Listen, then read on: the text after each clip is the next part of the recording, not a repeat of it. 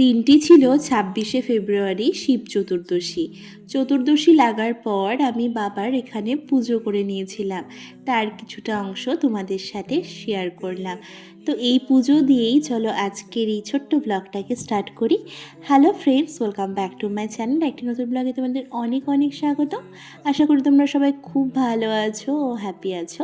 তো পুজো সেরে আজকে উপোস আছি, তো পুজো সেরে এখন রেডি হয়ে গেছি। এখন আমাদের এখানকার মহাকাল মন্দির, সেখানেই যাব। তো রেডি হয়ে পুজোর সামগ্রী গুছিয়ে সমস্ত কিছু নিয়ে আমি আর প্রিয়াদি দুজন মিলে যাচ্ছি। তো দেখো এখানে দুজনেই খুব সুন্দর করে রেডি হয়ে গেছে, আর প্রিয়াদিকে এত মিষ্টি লাগছিল। তারপর চলে এসেছিলাম মহাকাল মন্দিরে, আর এখানে এসে তো এত লম্বা লাইন দেখে অবস্থাই খারাপ। মানে এত লম্বা লাইন, আর তার মধ্যে এত রোদ। তারপর ভাবছিলাম কতক্ষণে হবে। তো যাই হোক, ফাইনালি আমরা এখন মন্দিরে, মানে অনেক ভিড় ঠেলে তারপর এখন আমরা মন্দির চাতালের লাইনে দাঁড়িয়েছি। তো এই যে রাধা গোবিন্দর মূর্তি, তোমরাও দর্শন করে নাও, তোমরাও একটু প্রণাম করে নাও।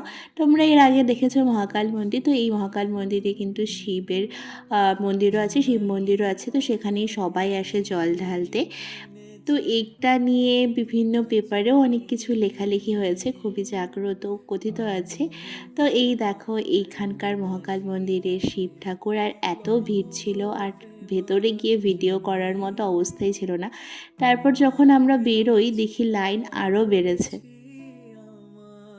যত বেলা বাড়ছে ভক্তদের সমাগমও বাড়ছে। তো আজকের এই মিনি ব্লগটা তোমাদের সাথে শেয়ার করে নিলাম। আর তোমরা আজকে দিনে কী কী করেছিলে অবশ্যই কমেন্ট করে জানিও। টাটা।